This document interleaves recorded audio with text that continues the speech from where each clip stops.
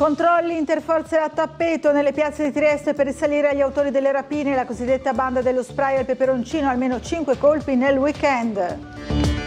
Sicurezza e lavoro nero, stop a 2 cantieri edili fra Trieste e Duino, un addetto senza contratto in un market, 140.000 euro di sanzioni comminate dai carabinieri.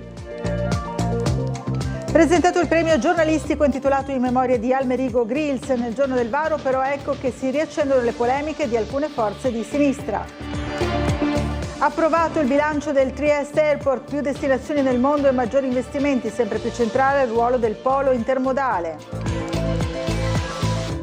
Parte da 2 giorni del Festival del Cambiamento tra Trieste e Gorizia, l'evento della Camera di Commercio fra intelligenza artificiale e lavori del futuro. La spiaggia di Grado tra le migliori 15 d'Europa, secondo la classifica stilata da European Best Destination, il portale europeo più visitato per i viaggi e la cultura nel vecchio continente. La pallacanestro Trieste sbanca Torino in gara 1, ribalta da subito il fattore campo, sontuosa prova di Brooks, autore di 27 punti.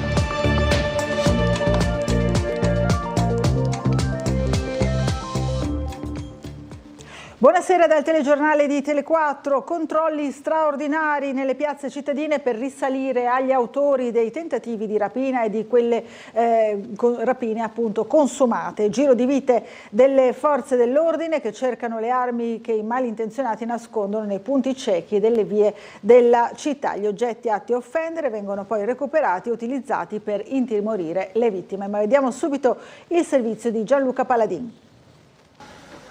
Una task force interforze per i controlli potenziati in tutte le piazze cittadine, in periferia come in centro città. Le immagini che vediamo si riferiscono a un controllo dei carabinieri nella serata di ieri nella solita piazza Perugino. Torce alla mano, i militari dell'Arma cercavano tra le siepi coltelli, martelli e altri oggetti atti a offendere, oltre che della droga nascosta. Lì i soliti individui, stranieri tra cui dei minorenni, che non si aspettavano il blitz dei carabinieri. Nuovi controlli questa mattina, sul posto la polizia locale, i cui agenti con l'utilizzo del metal detector cercavano oggetti contundenti usati come arma per intimorire le vittime prima di rapinarle. Agenti alla ricerca anche di bombolette spray al peperoncino. La sequenza di rapine, furti e violenze a Trieste ha fatto alzare il livello d'allarme, dunque il giro di vite delle forze dell'ordine che stanno indagando sui tanti episodi di cronaca dell'ultimo periodo.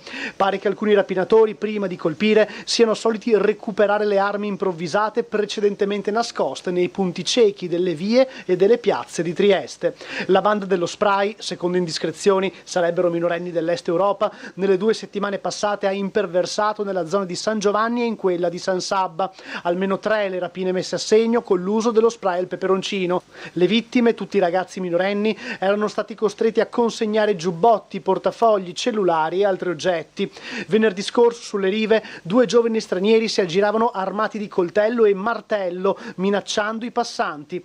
Anche in quel caso hanno portato via giubbotti, soldi e telefonini ai malcapitati. Uno dei 2 aggressori, un tunisino maggiorenne, è già stato arrestato. Il complice, minorenne kosovaro, è stato denunciato. Poi la sera dopo la rapina ai danni di un 25enne, sempre sulle rive. Un tentativo di scippo, ma la vittima ha reagito e allora per scappare indisturbato l'aggressore gli ha spruzzato lo spray al peperoncino in viso. I 2 casi di venerdì e sabato sera sono slegati da quelli attribuiti alla banda dello spray, ma il contesto è sempre lo stesso: disagio e criminalità giovanile che raccontano una Trieste sempre più violenta.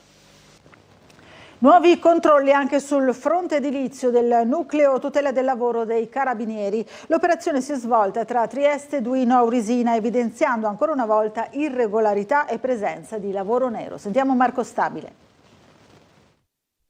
3 cantieri edili irregolari e un market con manodopera pagata in nero, 2 attività di costruzioni sospese e multe complessive per 140.000 euro. E questo è il macro esito dell'operazione dei carabinieri del nucleo per la tutela del lavoro di Venezia insieme al NIL e la compagnia di Via Ermet di Trieste. Nel capoluogo giuliano in particolare sono state controllate 4 imprese edili e un commerciante. Nel piccolo supermercato oggetto dei controlli è stato scoperto un lavoratore privo di contratto, senza alcuna comunicazione di assunzione né tutela previdenziale previdenziale o assicurativa, dunque totalmente in nero. In 2 distinti cantieri con 4 imprese al lavoro nei siti sono invece state riscontrate violazioni di sicurezza inerenti ai rischi elettrici, alla viabilità, alla mancanza del progetto per i ponteggi e alla redazione del piano operativo di sicurezza, per cui sono scattate 3 sanzioni ai diretti responsabili. Entrambe le attività sono state sospese con ammende complessive per 80.000 euro. Altre 5 imprese edili sono state controllate a Duino Aurisina nell'ambito di un cantiere che aveva destato i sospetti dei militari. In questo caso sono state 9 le violazioni in materia di sicurezza e tutela della salute dei lavoratori riscontrate dagli uomini dell'Arma, che hanno determinato ammende per oltre 60.000 euro. A un anno dal suo lancio prende il via a Trieste il premio giornalistico dedicato ad Almerigo Grills. In città ci sarà una mostra, un corso e un talk. A Milano il 20 maggio le premiazioni. Vediamo.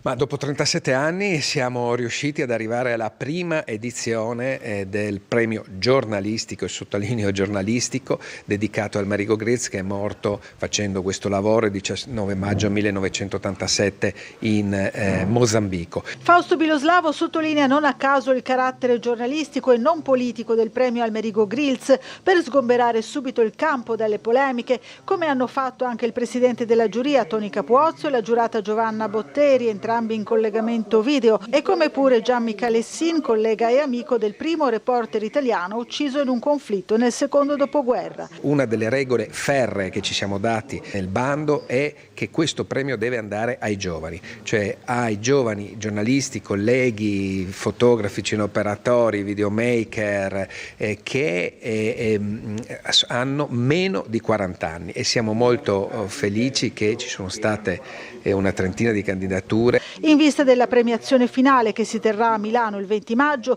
Trieste dedicherà a Grills una mostra in Camera di Commercio, un corso di formazione sul reportage di guerra e un talk show. Ma siamo qui per presentare gli eventi triestini, che saranno l'inaugurazione giovedì di una mostra multimediale all'ingresso della Camera di Commercio, Gli occhi della guerra, ma che saranno gli occhi di Almerigo, il viaggio di Almerigo, e poi il giorno dopo a Ridotto del Verdi alle 18:30 un dibattito sulle guerre che ci circondano e soprattutto sull'informazione e la disinformazione. Giovanna Botteri da Parigi ha anticipato che il premio speciale della giuria andrà al giornalista Rai Franco Di Mare, in omaggio alla sua carriera ma anche alla battaglia che sta combattendo contro il mesotelioma.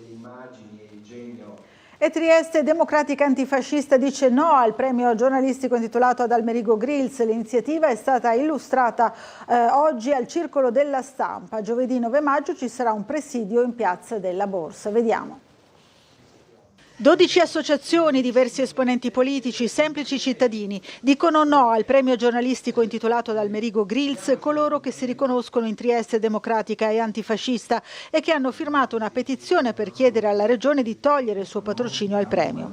Alla conferenza nella sede del Circolo della Stampa hanno illustrato le motivazioni della contrarietà, annunciando un presidio in Piazza della Borsa per giovedì 9 maggio, in concomitanza con l'inaugurazione della mostra dedicata a Grills. Primo, non è vero che è stato dimenticato, perché gli hanno dedicato già nel 2000 una via, 2 mostre, e adesso gli stanno facendo un film, e in più c'è questo premio. Secondo, fino all'altro anno in via Paduina, presente Scocimaro, è stato ricordato il Grills politico, il Grills militante del Fronte della Gioventù e anche in passato di Avanguardia Nazionale, che non ha mai sconfessato. Terzo, veniamo accusati di censurare Grills, ma noi anzi non lo censuriamo. Abbiamo diffuso un suo scritto pochissimi anni prima della sua morte di agghiacciante esaltazione di Mussolini. E per questi motivi noi pensiamo non che non vada rispettata la morte di una persona, ma che assolutamente è inadeguato l'attribuzione ad Almerigo Grills come premio giornalistico. Respinge le polemiche Fabio Scoccimarro di Fratelli d'Italia, amico di Almerigo Grills. Ma Almerigo era molto di più, era un grande giornalista, ha fatto reportage in tutto il mondo e è stato pubblicato dai grandi media di tutto il mondo. Pensate che quando era nelle Filippine i guerriglieri comunisti lo chiamavano compagno Almerigo, quindi era una persona di amplissime vedute, quindi quanto mai fuori tempo massimo queste polemiche che fanno male, anche perché appoggiate dalla Federazione della Stampa, che dovrebbe essere pluralista, andare a vedere soltanto l'appartenenza politica di Amerigo, che era un uomo di destra, della destra parlamentare, ricordo, e non extraparlamentare come tanti giornalisti importanti di oggi, molto stimati. Paolo Mieli, uno su tanti, ma penso a Toni Capozzo. Amerigo è stato il primo caduto per l'informazione italiano del dopoguerra, quindi onoriamo la figura di questo grande giornalista. È stato approvato nella legge regionale Omnibus l'emendamento presentato da Fratelli d'Italia per far decadere l'assegnazione di un alloggio ATER agli inquilini condannati per danneggiamenti e disturbo come schiamazzi o altro. Vediamo. Garantire le norme di comportamento dei beneficiari di alloggi ATER è lo scopo dell'emendamento aggiuntivo inserito nella Omnibus regionale su proposta del consigliere Giacomelli di Fratelli d'Italia, che prevede, in caso di condanna per danneggiamenti o disturbo della quiete, del contratto dell'inquilino responsabile dei comportamenti scorretti. È legge. Noi riteniamo che chi vive in una casa ATER abbia diritto di vivere in un ambiente decoroso e di poter vivere nella quiete, di poter vivere in serenità. Abbiamo ricevuto troppe segnalazioni, abbiamo visto anche, grazie a un lavoro interno all'ATER, che ci sono troppi casi sia di danneggiamenti alle parti comuni, e non è un bel vivere, sia una serie di casi di molestie e disturbo alla quiete delle persone. E adesso, con questa norma di Fratelli d'Italia, chi viene condannato in via definitiva o anche patteggia per i danneggiamenti sugli immobili ATER, parti comuni, o chi viene condannato o anche patteggia per il disturbo alla quiete delle persone, per legge decadrà dal contratto e se ne va. L'idea della norma è nata dalle tante segnalazioni di danni, schiamazzi, degrado negli appartamenti e liti per i parcheggi e gli spazi comuni ricevute dallo sportello del cittadino di Fratelli d'Italia in via Rismondo. La deputata Matteoni ha fornito alcuni dati sull'entità del fenomeno. Il 40% dei contratti stipulati a Trieste, i contratti di affitto, sono appunto con le ATER. Da lì abbiamo iniziato grazie appunto allo sportello, a lavorare su questo tipo di segnalazione e abbiamo chiesto i dati tecnici. È stato rilevato che ci sono ben 322 segnalazioni di violazione dei regolamenti ATER, che vanno dalle quiete pubbliche alle violazioni delle disposizioni per la condivisione delle parti comuni, quelle dei parcheggi e via discorrendo. Quindi una situazione critica su cui noi come Fratelli d'Italia abbiamo deciso di intervenire. Approvato il bilancio 2023 del Trieste Airport, aumentano gli investimenti, l'utile netto e il valore della produzione. Parallelamente segno più per i passeggeri anche grazie alle maggiori destinazioni. Bernardo Gulotta. Il Trieste Airport ha approvato il bilancio d'esercizio 2023. L'anno scorso ha segnato una significativa crescita dei volumi di traffico e degli investimenti, oltre a un aumento dei risultati economici e finanziari. Un bilancio che racconta di un traffico che sfiora il 1 milione di passeggeri, più 33,5% sul 2022, 24 milioni di euro come valore di produzione, con 3,2 milioni di euro di utile. Forte anche la spinta agli investimenti, 11,8 milioni per infrastrutture di volo, con l'esecuzione dei lavori di rifacimento di una parte dei piazzali di sosta degli aeromobili, la realizzazione di un nuovo impianto fotovoltaico e la completa trasformazione del parco mezzi aeroportuali, con l'acquisto di nuovi veicoli elettrici in sostituzione di quelli termici. Questo grazie alla lungimiranza dell'amministrazione regionale, che ha saputo cogliere il valore della partnership con il socio privato per appunto l'assetto societario, e anche perché il Consiglio di amministrazione, il suo presidente e l'amministratore delegato di aeroporto, che ringrazio per il grande lavoro e la professionalità, hanno sempre saputo cogliere delle sfide importanti. Penso all'impianto fotovoltaico che mira all'autosufficienza energetica dello scalo, e penso anche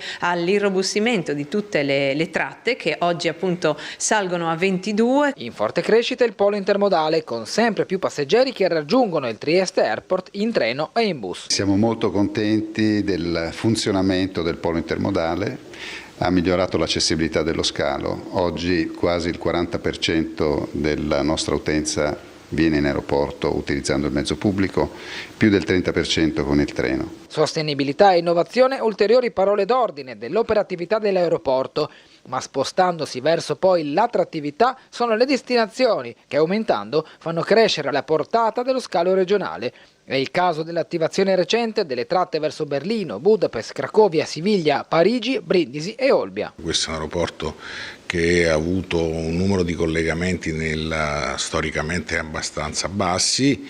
Questa crescita è fondamentale per la connettività a questa regione e per lo sviluppo economico di questa regione. L'effetto dell'incoming turistico sulla regione è notevole, i passi di arrivi dei turisti da altri paesi, soprattutto paesi abbastanza lontani, con 4 giorni medi in cui stanno in Friuli Venezia Giulia, comporta tanti soldi e tanti benefici economici.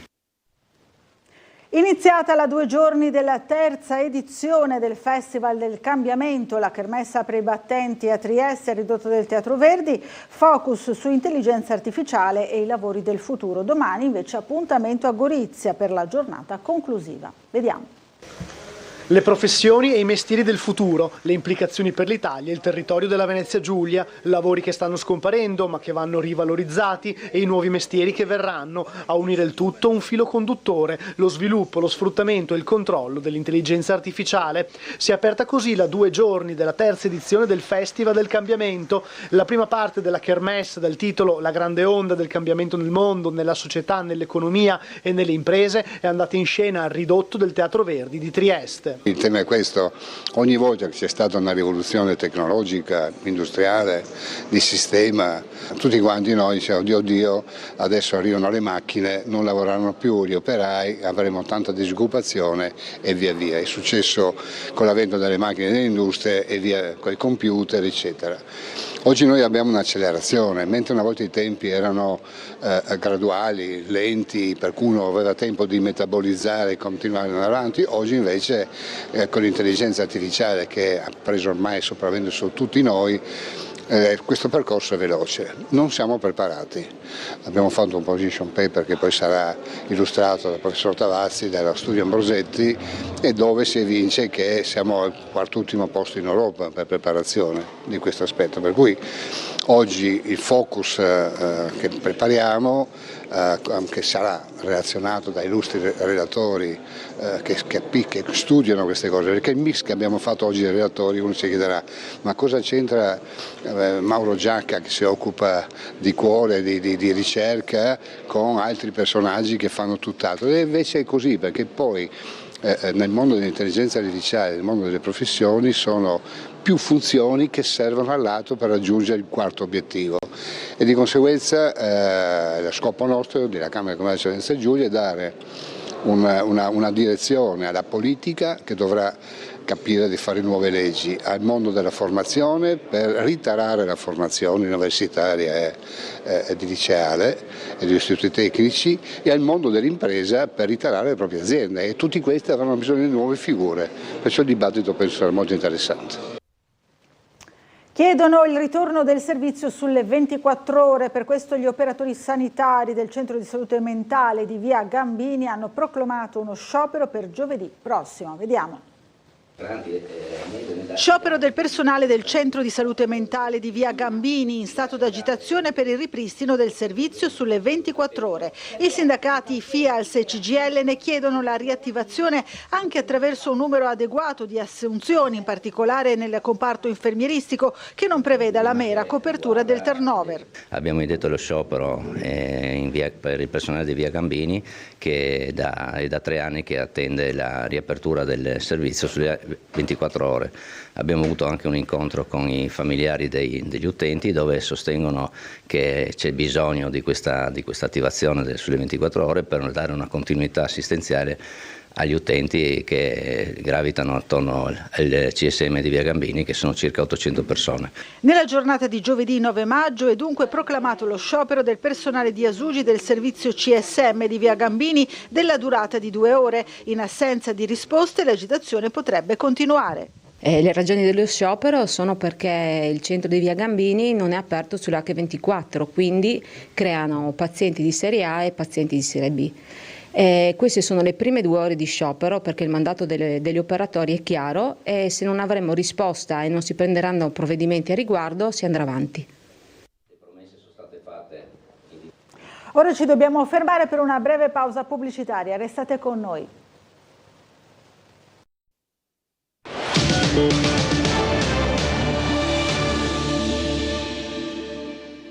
motivazione che ha fatto sì che Grado venga considerata tra le 15 migliori spiagge d'Europa riguarda i suoi stabilimenti balneari in stile asburgico, le proprietà della sua sabbia, il suo clima mite, ma anche le attività di sport acquatici all'aria aperta come il kitesurf. L'Isola del Sole conquista il 13° posto, prima fra quelle italiane, nella speciale classifica 2024 stilata da European Best Destinations, il portale europeo più visitato per quanto concerne i viaggi e la cultura del vecchio continente. Media partner di Forbes USA, National Geographic, Rise Reporter e Yahoo ha inserito la spiaggia di Grado tra le 15 location da visitare nell'estate 2024, un riconoscimento importante quello portato a casa da Grado e che conferma ancora una volta come il Friuli Venezia Giulia sia inserito sempre più nelle destinazioni turistiche da non perdere. La pallacanestro Trieste, siamo alla pagina sportiva, ha vinto a Torino gara 1 del primo turno dei play-off, promozione contro la Reale Mutua, 76-83 il risultato finale con protagonista del match Brooks, autore di 27 punti. Vediamo.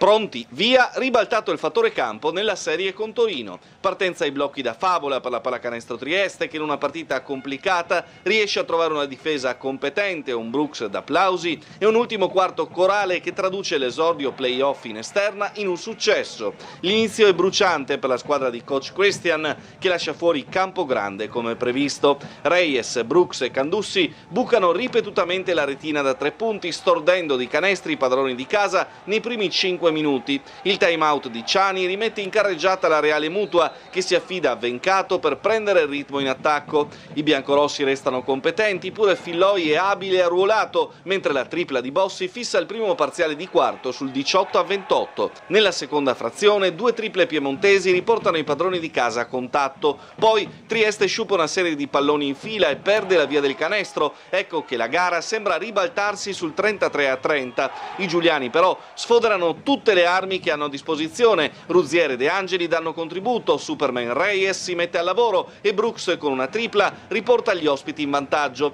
Thomas e Soci però hanno ingranato le marce giuste e si va negli spogliatoi sul 45-41.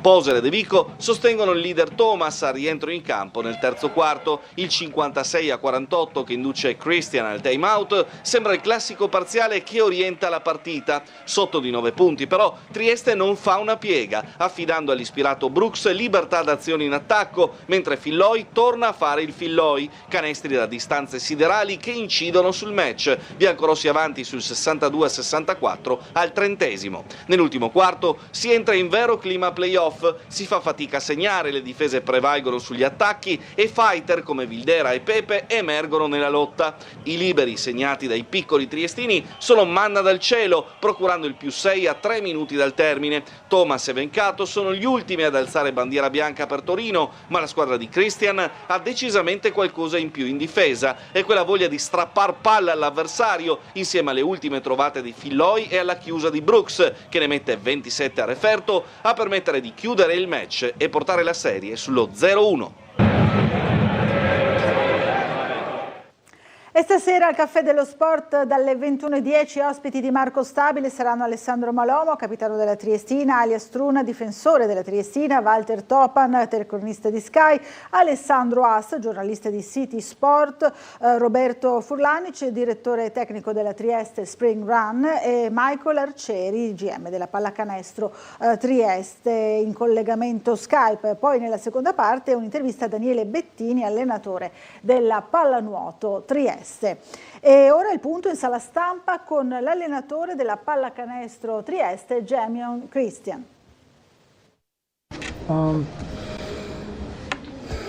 I spoke last week about this was going to be a heavyweight fight.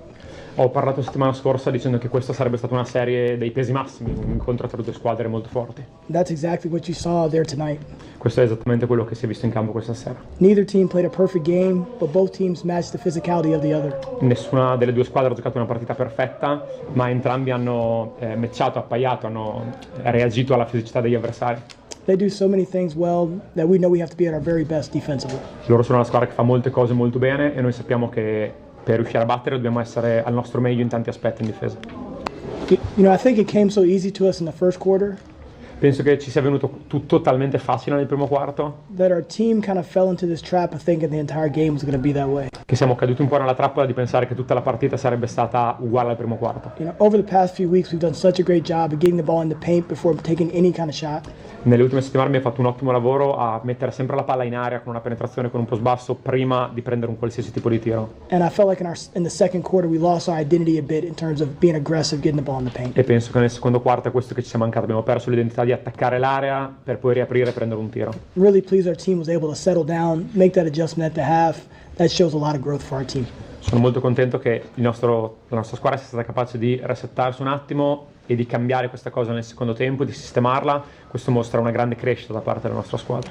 I'm fortunate. I have a team of guys who are veterans that have been through this sort of championship before. Siamo molto fortunati ad avere un team di giocatori esperti che sono stati in queste situazioni prima e we've leaned on them in so many different ways through the course of the year. Ci siamo affidati a loro, siamo appoggiati su di loro in così tanti modi durante il corso dell'anno. And we're going to lean on them even more during this series. E ci affideremo ovviamente ancora di più a loro in questa serie. I think experience and understanding of the moment really matters. Penso che esperienza e comprendere il momento conti molto.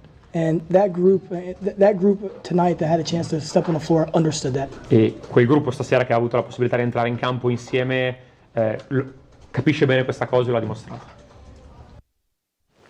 Ora il calcio, la Triestina tornerà in campo sabato per la prima partita dei suoi play-off, c'è da sfatare il tabù del Rocco anche perché la squadra è praticamente al completo e domani dopo il primo turno l'Unione scoprirà la propria avversaria. Vediamo.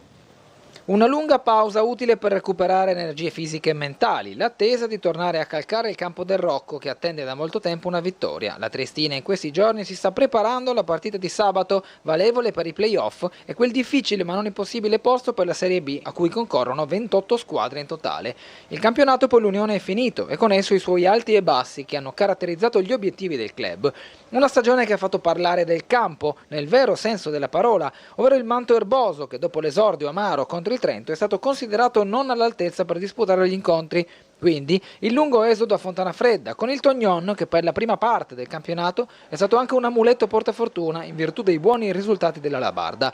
Per tutto l'autunno e il primo inverno la Triestina è stata formazione che sbagliava pochi colpi, si registrano una sconfitta contro la Pergolettese, il pareggio con Renate, Vicenza e Prosesto, il passo falso con l'Atalanta Under 23 e quindi una serie di risultati altalenanti culminati a febbraio con l'esonero di Attilio Tesser e l'arrivo di Roberto Bordin. Le contestazioni della tifoseria, sia per le mosse del club che per l'assenza del Rocco, e qui il destinatario è stato il Comune, hanno poi confluito in un momento di maggior distensione, visto che entrambi i capitoli si sono appianati. Bordin ha iniziato a fare i risultati, lo stadio è stato ultimato e reso disponibile per l'ultima gara interna contro il Novara, dove, sarebbe stato molto bello, è mancata la vittoria ed è arrivato solo un pareggio. Quindi la trasferta a Padova, dove in palio c'era la gloria e il miglior quarto posto per l'Unione poi sfumato. E da qui i rossolabardati ripartiranno questo sabato col proprio stadio, con praticamente tutti i giocatori a disposizione, con un allenatore che da febbraio ha avuto modo di apportare la sua idea di calcio e un modulo che ha dimostrato un gioco vivace. A prescindere da come andrà, visto che i playoff sono cammino complesso, saranno l'impegno e la voglia di onorare la maglia fino all'ultimo secondo che alla fine rimarranno negli occhi degli spettatori. Se poi l'Unione andrà a vincere, come tutti i tifosi si augurano, tanto meglio. Come ormai tradizione si è presentato oggi al pubblico triestino il Festival di Lubiana, in programma da giugno a settembre nella capitale slovena. Musica e arte come sempre protagoniste degli oltre 100 eventi. Vediamo. Torna ad accendere le sere d'estate il Festival di Lubiana con l'edizione numero 72. Dal prossimo 20 giugno al 3 settembre la capitale slovena sarà animata da concerti sinfonici e da camera di alto livello, opere, balletti, la nuova produzione di un famoso musical, The Bodyguard, tratto dal film di Hollywood con Whitney Houston e Kevin Costner il 15 e 19 luglio e una selezione di spettacoli dei più importanti artisti classici e pop locali e internazionali. Sulle rive della Ljubljanica anche quest'anno si esibiranno oltre 5.000 artisti provenienti da più di 40 paesi in un calendario fitto con più di 100 eventi. A cominciare con l'apertura il 20 giugno con il tradizionale concerto di gala Notte d'estate, ampio spazio all'opera lirica con Tosca di Puccini il 26 giugno e Trovatore di Verdi l'8 e il 10 luglio. Dal 7 al 12 luglio la Colonia Internazionale d'Arte si svolgerà alle Križanke sotto la guida del selezionatore e pittore Tomo Vran. E ancora l'omaggio a Vivaldi il 31 luglio, la giornata per Frank Zappa il 19 agosto e la chiusura del festival in grande stile il 3 settembre con l'Orchestra Filarmonica Slovena. È tutto per questa edizione del nostro telegiornale, ma non andate via perché fra poco avremo in studio Marco Gombacci, direttore dello European Post. A fra poco.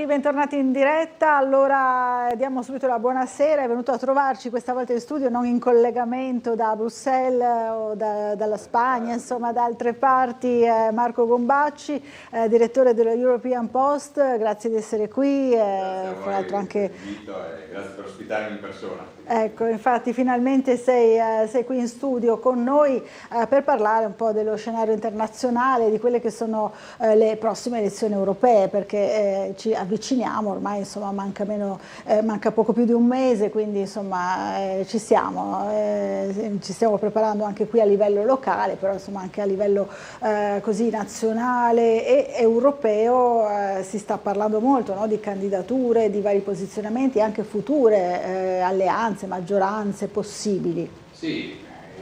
Sono state depositate le candidature in Italia, anche negli altri paesi europei sono state depositate le liste ufficiali, per cui adesso siamo in una situazione in cui tutti i leader, che siano candidati o meno, perché in Italia c'è stata anche una polemica sulla candidatura o meno di determinati leader, tutti i partiti politici hanno aperto la campagna elettorale anche ufficialmente.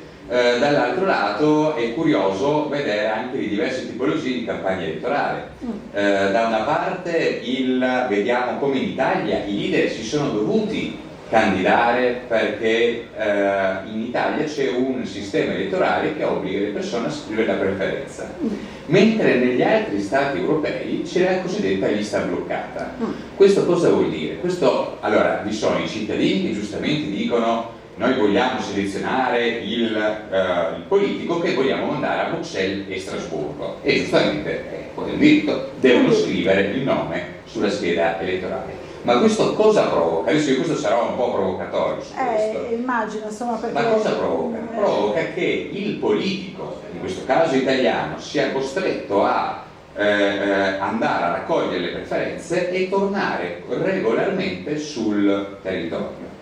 Mentre gli altri deputati eletti francesi, tedeschi, spagnoli sono in una lista bloccata, e in questa lista bloccata loro hanno la possibilità addirittura di trasferirsi a Bruxelles lavorando ogni giorno nelle commissioni, nei gruppi di lavoro e facendo una sorta di diplomazia da corridoio. Quindi c'è già questa prima grande, diciamo, differenza, insomma, tra il nostro sistema e quello appunto di altri paesi,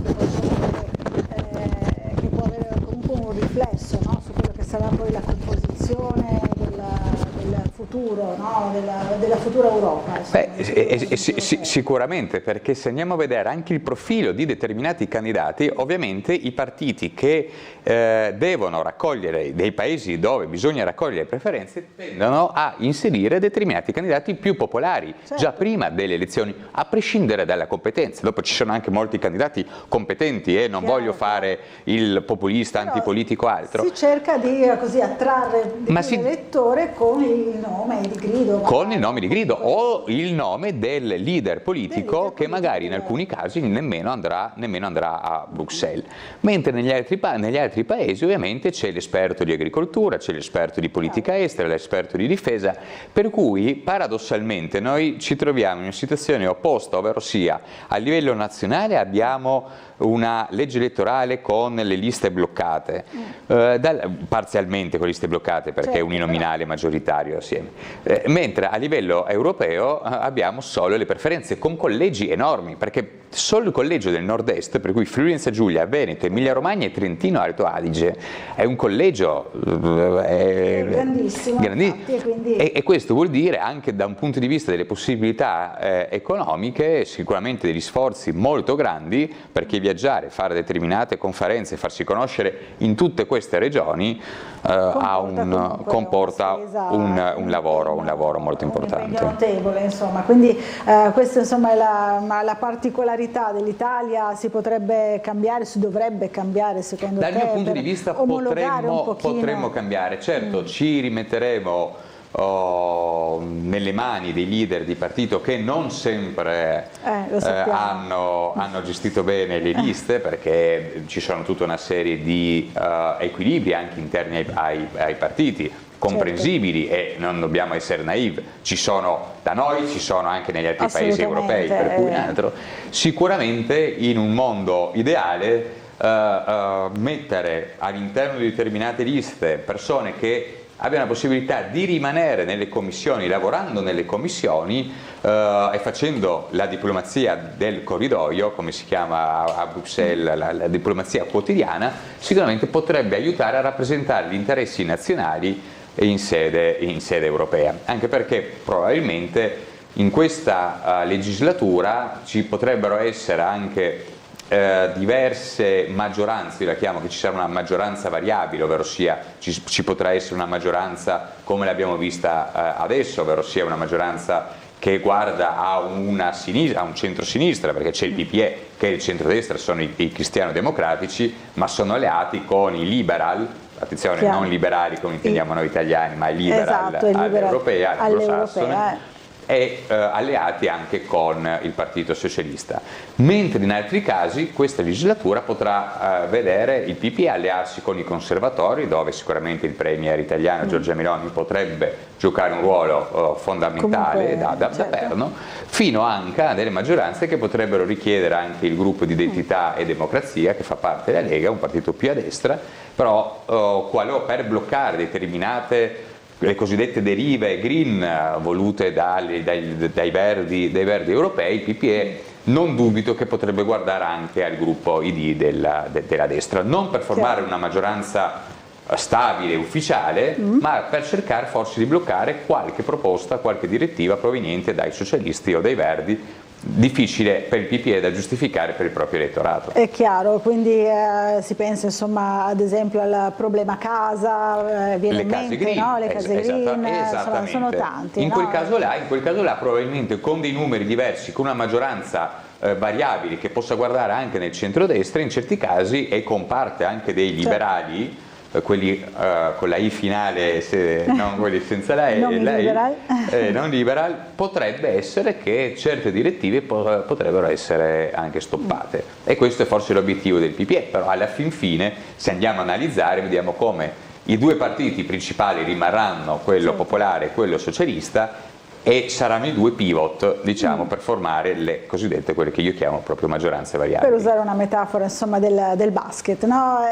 Comunque Marco, ci avviciniamo al voto europeo, insomma manca, lo dicevamo prima, poco più di un mese, quindi la campagna elettorale ormai già bella avviata, insomma un po' dappertutto, però lo facciamo ancora con guerre in atto e con grossi problemi ancora al nostro interno, no? E anche con dichiarazioni esorbitanti, perché quello che Macron volevo arrivare, no? Macron ha detto non è escluso insomma di mandare soldati in Ucraina se Mosca dovesse insomma in qualche modo sfondare, no? Qua dobbiamo analizzarla da due punti di vista. Il primo, il governo italiano su questo, per fortuna, è stato anche molto chiaro. Cioè, anche con il ministro Tajani. Il ministro Tajani, anche Crosetto, hanno detto esatto, nessun militare italiano metterà piede in Ucraina. E questo è molto importante anche per tranquillizzare un po' le persone, perché in questo momento, quando ci sono certe notizie, oggi è venuta fuori una notizia in cui sembra che ci fossero già dei membri della legione straniera francese in Ucraina. E questo è stato detto senza prove da un ex sottosegretario alla difesa statunitense pubblicato su Asian Times. Ecco, diciamo, queste notizie però creano un clima. Queste notizie creano un clima di paura, di incertezza che sicuramente non fa bene nemmeno agli sforzi diplomatici che ci sono. E nemmeno agli sforzi diplomatici fanno bene le dichiarazioni di Macron, perché quando si parla di escalation, allora a quel punto là bisogna stare anche molto attenti su cosa si vuole ottenere. La mia paura è che il presidente francese utilizzi determinate frasi ad effetto proprio perché siamo in campagna elettorale per le europee e cerca di contrastare il Rassemblement National, l'ex fronte nazionale della Le Pen e di adesso di Jordan Bardella.